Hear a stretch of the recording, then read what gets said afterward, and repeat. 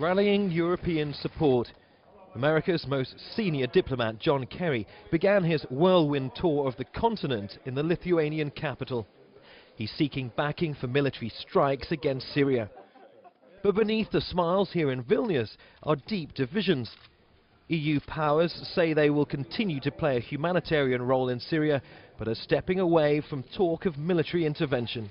The EU will uphold its commitment as the largest donor to provide aid and assistance to those in need due to the Syrian conflict. In the face of this cynical use of chemical weapons, the international community cannot remain idle. Still, the US Secretary of State says he's grateful for support. We are very grateful for the statement that came out of the meeting today with respect to Syria, a strong statement about the need for accountability.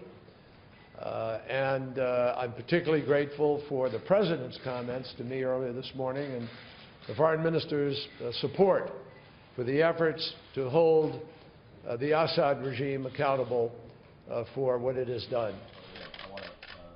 The French government, the strongest US ally for intervention, are now taking a more cautious stance.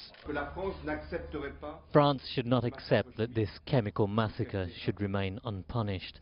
Therefore, we will now await the decision of Congress, the US Senate, the House of Representatives, and the report from the UN inspectors. And taking these into consideration, I will then once again have to make decisions.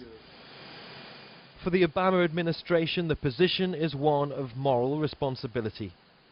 But Obama's challenge is not just international. He has to sell his case for war to fellow politicians and the American public. Congress was expected to vote next week, but it could be 2 weeks before Obama can seek overall congressional support. Neve Barker, Al Jazeera, Paris.